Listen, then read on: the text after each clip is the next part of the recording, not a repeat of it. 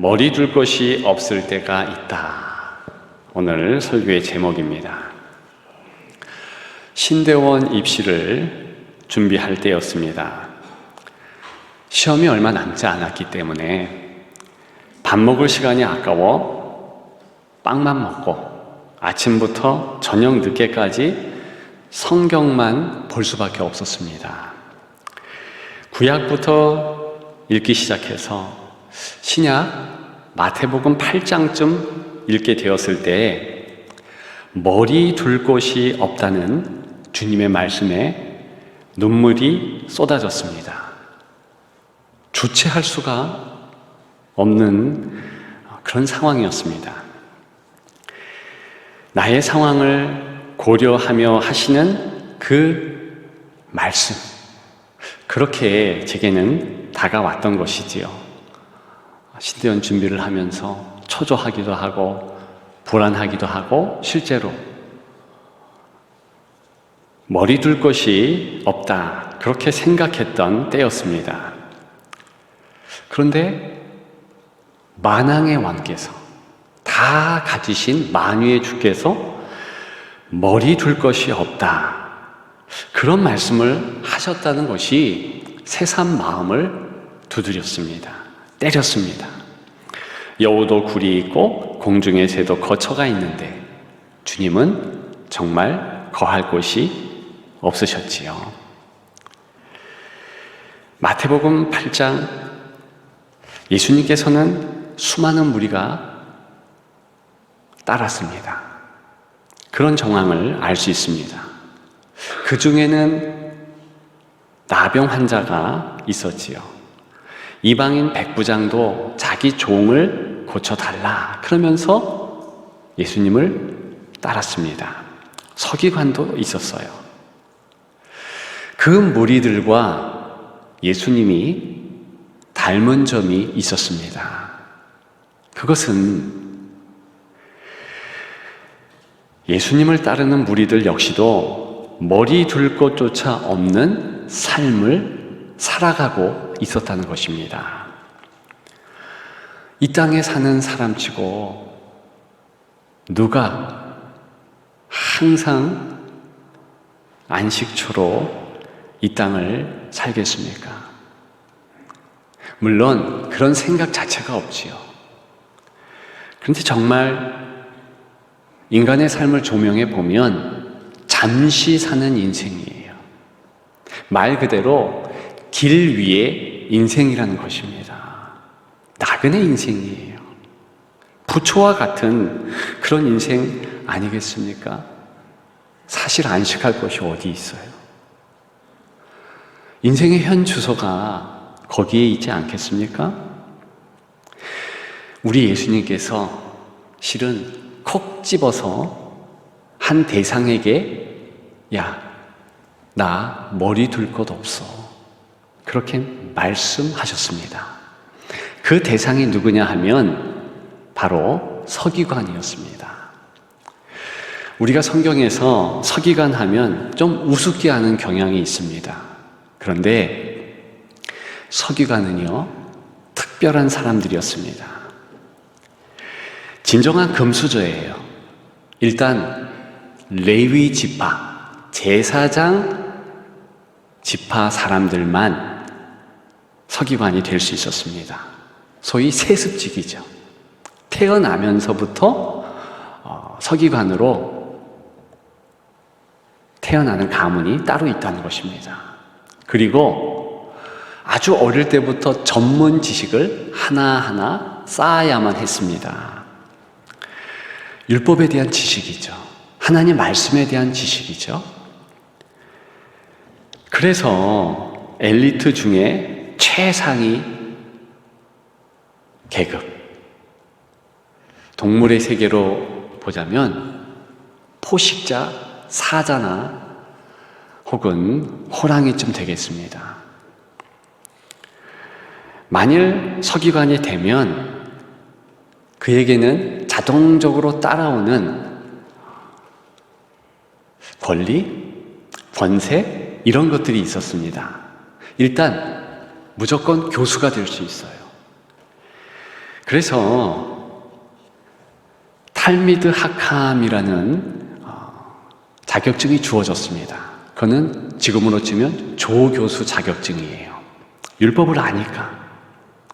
그리고 드디어 하캄이라는 정교수 자격이 주어지는 것입니다.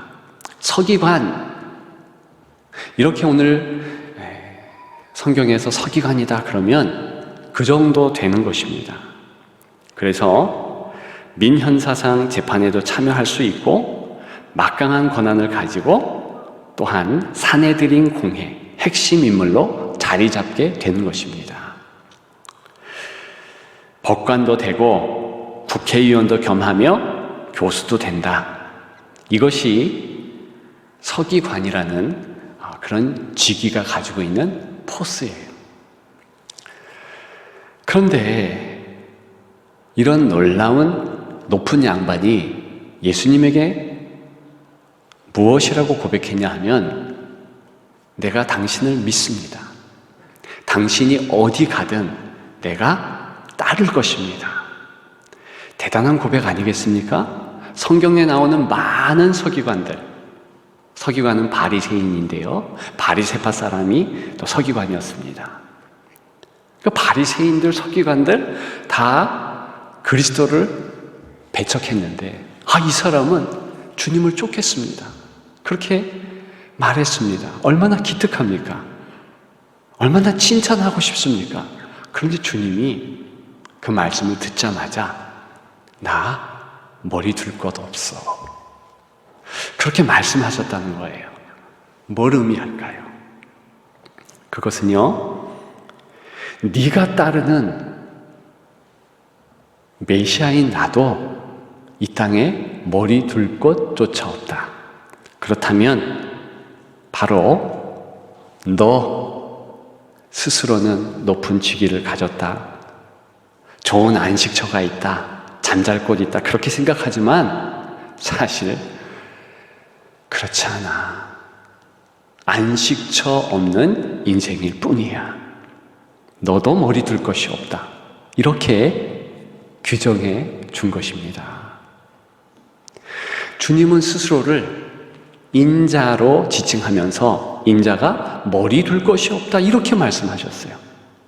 그때 인자는 구약성서 다니엘서쯤에 나오는 인자입니다. 하나님의 아들이라는 뜻이에요. 높은 신분의 메시아라는 것을 의미합니다. 그런 분이 머리 둘 것 없다?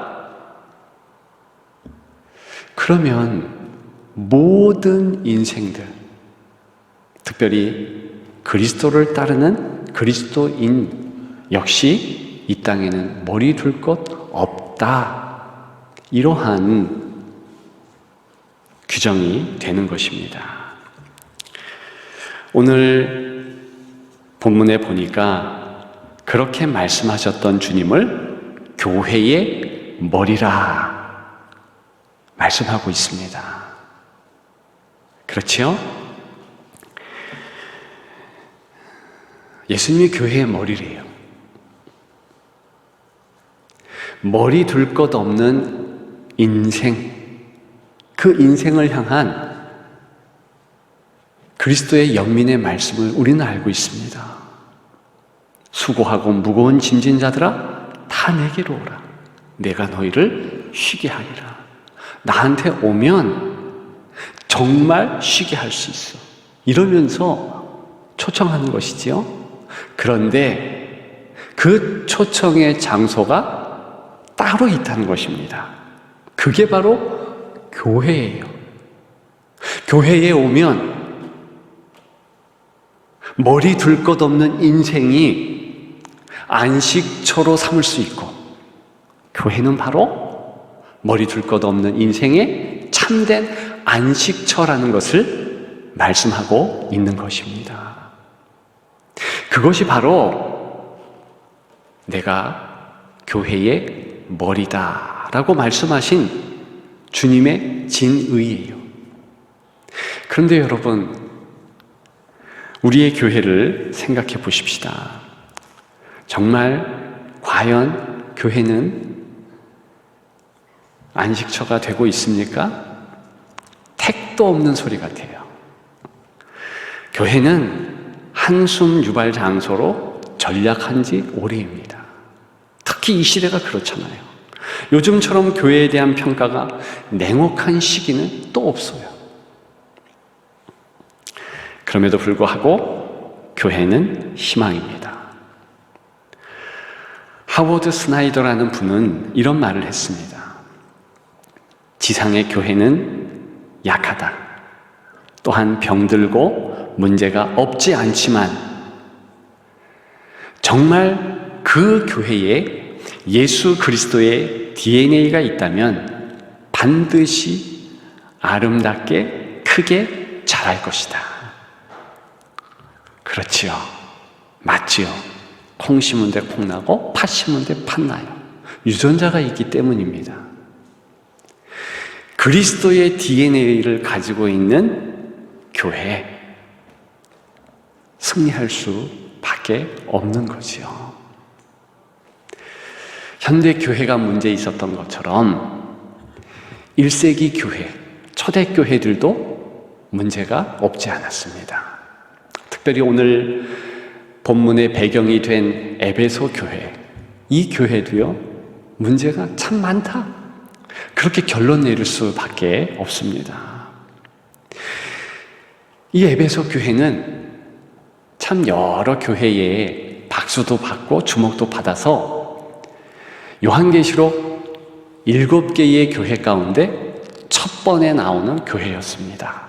계시록 2장부터 1절, 2절, 3절, 4절 쭉 보면 참 좋은 교회구나. 그렇게 알 수 있어요.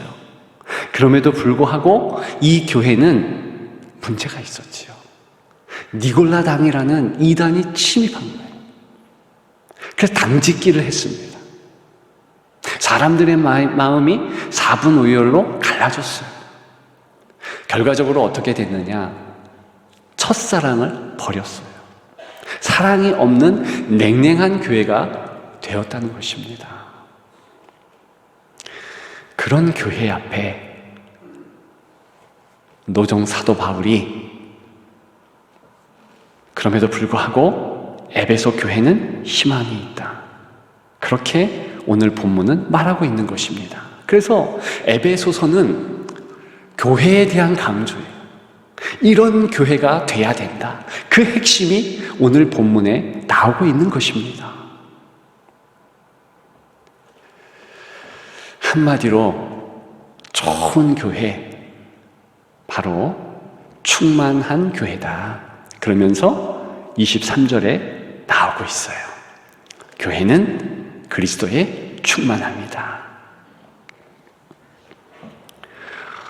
어려운 교회, 문제 많은 교회, 쉽지 않은 교회, 싸우는 교회, 과연 이런 문제 많은 에베소 교회가 사도 바울의 권면 따라 금방 충만한 교회, 살아있는 교회, 칭찬받는 교회로 바뀔 수 있을까요?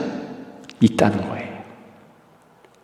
우리의 현대 교회, 지역교회, 바로 우리 교회가 그렇게 충만함 자체인 교회로 바뀔 수 있는가요? 있다는 거예요. 오늘 본문이 제시하는 충만함은요, 양적인, 질적인 그런 꽉 찬 모습, 소위 우리가 알고 있는 그 충만의 모습, 그런 모습을 나타내는 것이 아니에요. 한마디로 말씀드리면 이때 충만하다라는 것은 지배받다 그 뜻이에요.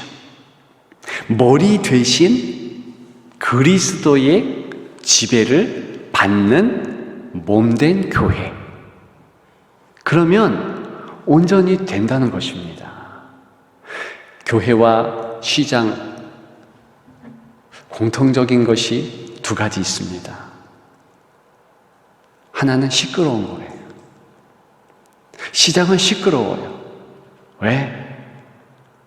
아예 어중이 떠중이 행인 많은 이들이 모여 있으니까 시끄럽겠죠. 교회도 시끄럽습니다. 왜요? 길 위에 인생이 모인 곳이니까. 게다가 스스로를 죄인이라 고백하네요. 맞습니다. 죄인들이에요. 그래서 시끄러운 거예요. 그것을 교회의 다양성이라고 합니다. 비록 우리 한국의 교회는 인종이 같지만 마음이 다른 거예요. 목소리가 큰 사람 있고 적은 사람 있고 생각 다르고 다 달라요. 남녀노소가 전 세대가 같이 또한 모이는 교회입니다. 편의상 따로따로 예배를 드리고 있기는 하지만 그럼에도 불구하고 교회는 전 세대 모두 다 같이 함께. 그러니까 당연히 시끄럽죠. 때에 따라서는 교회는 답도 없어요. 목소리 큰 사람이 답이야. 또 한 가지 시장과 닮은 점이 있습니다. 그것은 목적이에요, 목적. 목적이 있다는 거죠. 시장의 목적성은 무엇입니까? 물건 사는 거잖아요. 그러니까 시끄러운 거예요. 이거 얼마냐? 얼마다? 또 밀당이 뭐 있고. 교회도 역시 목적이 있다는 것입니다. 그런데 이 부분이 중요하죠. 교회의 목적은 무엇입니까? 예수 그리스도예요. 예수 그리스도께 시선을 드리고 내 입술에 찬양을 드리고 내 마음을 드리는 목적이 반드시 있다는 거예요. 여기서부터 인간의 기관, 사회적 기관과 달라지는 것입니다. 아무리 교회가 시끄럽고 아무리 교회가 사분오열된다 해도 많은 세대가 모였다 해도 이 목적이 또렷하면 그 교회는 좋은 교회입니다. 우리 교회가 저는 좋은 교회가 되기를 소망합니다. 그러려면 다른 모든 것은 두 번째예요. 단 한 가지, 그리스도로 살기 위한 처절한 교회의 몸부림이 필요하다는 것입니다. 우리의 예배는 그리스도 중심인가? 우리의 모임은 과연 그리스도 중심인가? 영아부의 모임부터 저 노년의 모임에 이르기까지 예수 그리스도를 알기 위해서, 그분을 조금 더 경험하기 위해서 몸부림치면서 그렇게 나아가고 있는가? 그러면 좋은 교회라는 것입니다. 오늘 마태복음 8장을 많이 얘기하는데요. 그 8장에 보게 되면 좋은 교회의 본보기가 잘 나오고 있습니다. 풍랑당한 배 위에 제자들과 예수님입니다. 예수님이 계셔요. 그런데 우리 예수님은 잠자는 척 하십니다. 풍랑이 있는데 예수님이 그렇게 푹 주무셨을까? 여러 정황 보면 뭐 주무실 수도 있어요. 피곤하시기 때문에. 그럼에도 불구하고 자는 척 하지 않았을까? 그런 생각이 듭니다. 물이 얼굴을 때리고 하는데 잠을 자고 있다? 그것도 이상하잖아요. 아무튼 예수님이 지금 누워 계십니다. 주무시고 계시는지 자는 척 하시는지 그러고 계세요. 그러면 제자들의 할 일은 무엇입니까? 예수님을 깨워야 되는 거예요. 살려주세요. 우리가 죽게 되었습니다. 우리가 지금 어렵습니다. 그런데 제자들은 정말 자기들이 죽기 직전까지 예수님을 위함답시고 그냥 두었습니다.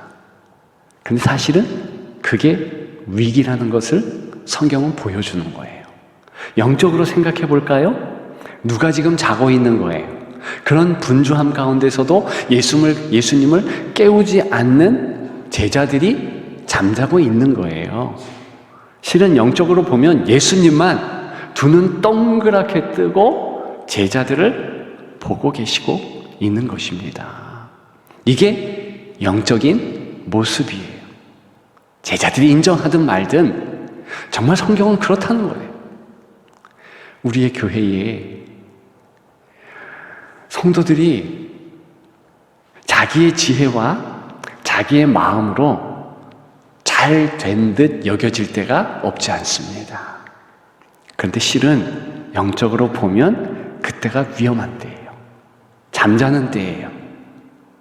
왜? 예수님 없이 본인들 생각과 본인들 뜻에 움직이고 있잖아요. 얼마나 위험합니까? 사실 예수님이 깨어서 제자들을 둘러보고 너희 왜 이렇게 두려워하니? 이런 말씀을 하실 때가 최고로 안전할 때예요. 여전히 풍랑이 있어요. 바람이 붑니다. 폭풍우가 없지 않아요. 그런데 예수님이 깨어나시고 제자들과 대화를 하고 있다? 그 순간만큼 안전할 때는 없다는 것이지요. 교회가 불안할 때가 있습니다. 인간 눈에 불안할 때가 있어요. 성도 눈에 불안할 때가 있어요. 언제입니까? 재정적으로 어려울 때. 사람들이 마음이 나뉘어질 때. 그럴 때가 어려워 보이잖아요. 근데 그것은요, 다만 현상학적인 모습일 뿐이에요. 별로 어려운 것이 아닌 거예요. 진짜 어려운 것은 예수 이름 부르지 않을 때, 주님의 이름을 찾지 않을 때, 그때 어려운 것입니다. 그때 진짜 영적인 폭풍우가 휘갈길 거예요. 감당할 수 없을 것입니다. 여러분들의 가정이 어려울 때는 언제이겠습니까? 물질적으로 힘들 때?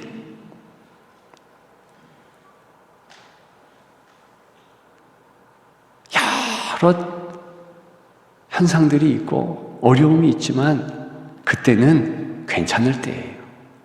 정말 어려울 때는요, 그리스도 이름을 부르지 않고 그리스도와 교제하지 않을 때입니다. 주님과 교제하고 있고 주님이 내가 여기 있다. 너와 함께 있다. 두 손을 벌리고 바라보고 있다면 전혀 그것은 어려운 것이 아닙니다. 문제는 반드시 산 같은 주님 앞에서 모리알같이 물러나는 것입니다. 문제는 주님을 부르지 않는다는 거죠. 주님 부른다는 것은 주님이 인생의 머리 된다는 거 아니겠어요? 주님께서 머리 된 인생, 그 인생은 실패하지 않습니다. 넉넉히 이깁니다. 교회가 똑같아요. 주님이 머리 된 교회, 그 교회는요, 주님의 이름을 부릅니다. 주님만을 바라봅니다. 예배 보면 알아요. 사람들 눈에는 좀 부족하네. 오케스트라도 없네. 뭐 좀 시끄럽기만 하네. 마이크도 좋은 거 아니네. 음질이 좀 거시기 하네. 그런 말들을 할 수 있습니다. 그럼에도 불구하고 그것은 좋은 교회의 기준점은 아니에요. 물론 편리성을 위해서 마음을 다해서 그런 것도 정도는 해야 되겠지요. 그런데 불편한 예배 가운데 오직 단 한 분의 관객이신 하나님 앞에 온 마음을 다해서 성도들이 그분께 아름다운 향기의 예배를 올려드리고 있다면, 그러면 그 교회는 너무 아름다운 교회입니다. 무슨 일을 할 때 기도하고 그리스도를 바라보면서 주님이 나를 인도하신다, 그런 임재의 확신 가운데 구름기둥 불기둥을 바라보면서 나아가는 교회, 그 교회는 무너질 수 없는 것이고 더 든든히 세워지는 교회인 것입니다. 왜요? 그리스도의 지배를 받는 교회니까. 그리스도로 충분한 교회만 그리스도로 충만한 교회입니다. 그런 교회 이루기를 주님의 이름으로 축복합니다. 한 가지 더 있어요. 유념해야 될 것이 더 있다는 것입니다. 교회는 어떻게 머리 둘 것이 없는 인생을 위한 안식처가 되는가? 바로 섬기는 관계가 있을 때, 섬기는 그런 봉사의 마음을 쓰는 교회, 좋은 교회입니다. 반드시 교회는요, 하나님 사랑, 이웃 사랑이에요. 하나님 사랑, 성도 사랑이에요. 우리가 지난주에 보았던 십계명도 보십시오. 온 율법과 선지자의 강령이다. 그 중심에는 십계명이 있습니다. 1부터 4계명은 무엇인가? 하나님 사랑이에요. 5부터 마지막 계명까지 공동체, 이웃, 성도에 대한 사랑의 실천입니다. 그래서 하나님 사랑과 이웃 사랑이 성경의 중심인 거예요. 우리의 교회도 똑같습니다. 하나님을 사랑한다면 반드시 성도를 사랑하게 되어 있어요. 이웃을 사랑하게 되어 있어요.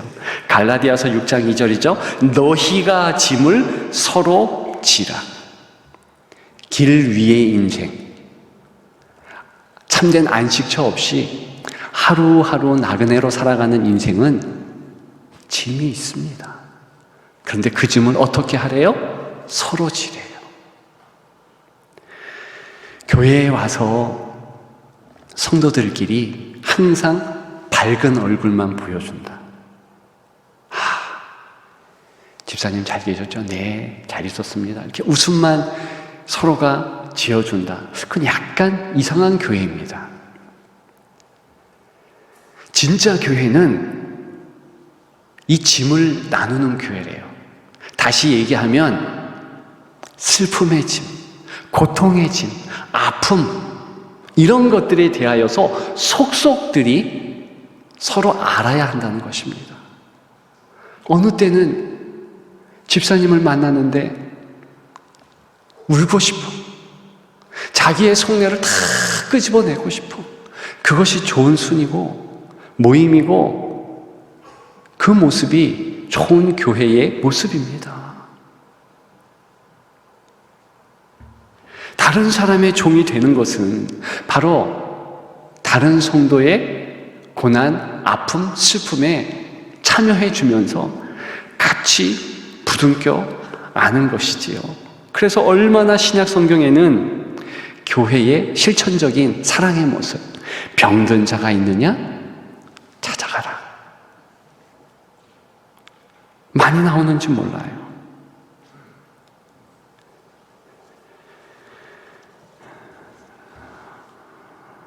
사도행전에 나오는 집사라는 직분, 어떻게 생겼습니까? 그것은 정말 필요한 성도가 있으니까 집사라는 직분을 주어서 빨리 가가지고 봉사하게 한 거예요. 그래서 집사라는 말뜻, 이 헬라어 원문에 보면 봉사하다라는 단어에서 왔습니다. 그러니까 봉사자가 집사인 거예요. 그리고 이 집사의 모습이 모든 교회 직분자의 중심적인 모습입니다. 그래서 웃는 얼굴만 있는 교회, 좋은 교회가 아니에요. 우는 이도 있어서 그 사람을 위해서 마음을 써주고, 보듬어주고, 안아주고, 일으켜주고, 함께 나아가는 그런 교회가 좋은 교회죠. 우리의 교회를 살펴보십시다. 우리 교회는 우는 이들이 보여집니까? 그럼 좋은 교회. 내가 알고 있는 성도 가운데 너무 힘든 그런 가정 형편 혹은 자녀들의 문제로 인하여서 힘들고 어려워하는 그런 모습을 가지고 있습니까? 그게 보여집니까? 그러면 잘하고 계시는 거예요. 좋은 교회라는 반증입니다. 그것을 위해서 중보하는 거예요. 엘리베이터를 보니까 소, 중, 고 연합수련회 그런 교회 학교 수련회 광고가 붙었어요. 무엇인가 봤더니 소년부, 중등부, 고등부가 연합해서 수련회를 한다. 그거예요. 한편으로 그런 생각 퍼뜩 들었습니다. 야, 고등부 애들 짜증나겠다. 왜? 중학교 아이들도 다루기 힘든데 초등학교 소년부 콧질찔이 애들 이렇게 같이 수련회를 한대. 아마 제가 볼 때는 이제 코로나가 막 끝나니까 같이 연합해야지 양질의 수련회가 이루어지고 이렇게 따로 하면 별로 아이들도 또 학부모도 오지 못하기 때문에 그렇게 한 거 아닌가라는 생각이 들었습니다. 그러면서 두 번, 세 번 생각할 때 좋은 기회다. 그런 마음이 들어요. 왜냐? 아니, 내가 볼 때에 조금 떨어지는 아이들, 그 아이들을 선배들이 좀 보듬어주고 이러면서 좀 공동체의 연령까지도 이길 수 있다면 얼마나 좋은 기회가 될까. 저 수련회를 위해서 기도해야 되겠다. 그런 생각 들었습니다. 어른들은 어떨까요? 우리 장년들은 어떨까요? 우리는요, 함께 하는 거예요, 함께. 그러다 보면 내가 눈 감고 싶을 때가 있습니다. 너무 좀 힘들고 어려운 가정들이 눈에 보이고, 병환이 있는 성도들이 눈에 보이고, 답답하고 힘든 거예요. 그때 어떻게 해야 돼요? 손을 내밀어야 돼요. 기도해줘야 되는 것입니다. 그러면 그 사람도 힘들고 어려운 가정도 일어날 수 있는 거예요. 바로 그 모습이 머리 되신 그리스도께서 몸된 교회를 이렇게 지배하는 모습이에요. 그러면 그 교회는 더 아름다워지고 더 사랑이 가득한 교회가 될 것입니다. 사람은요, 천재지변에 재해가 생길 때 아비규환이래요. 창의적인 생각을 할 수가 없대요. 너무 놀래가지고 내가 이거 어떻게 해야 되지? 그러면서 아무 일도 못한다네요. 그래서 평소에 시뮬레이션이 중요하다고 합니다. 우리 예전에 민방위 훈련 혹은 이렇게 재난 훈련 하잖아요. 그런 훈련이 중요하다는 거예요. 미국의 9.11 사태, 2001년입니까? 그때 그 사태나 일본의 지진 때 이상하게 어떤 기관, 어떤 단체, 어떤 사람은 살아나더라는 것이지요. 그래서 조사해 봤더니 평소에 그런 재난에 대해서 뭔가 매뉴얼을 가지고 있었던 거예요. 당황했을 때 어떻게 되느냐, 자연스럽게 습득한 행동 방식에 따라서 움직인다는 거예요. 여러분, 인생에 있어서 반드시 위기감이 있을 때가 있습니다. 절망감이 휘몰아칠 때가 있습니다. 야, 내 삶에 폭풍우 드리워쳤구나. 그게 언제예요? 오늘 제목의 표현대로 머리 둘 것 없을 때, 위기감이 들 때예요. 내가 안식할 수가 없다. 나 힘들다. 혹시 그런 때를 지금 맞닥뜨린 분도 있고 과거에 경험하셨던 분도 있으리라 봅니다. 평소에 주님의 말씀에 귀를 기울입시다. 그리고 교회가 어떤 것인지 마음에 새겨둡시다. 그러면 내가 정말 낙심, 절망, 좌절, 어려움 가운데 나름의 매뉴얼을 가진 거예요. 그래,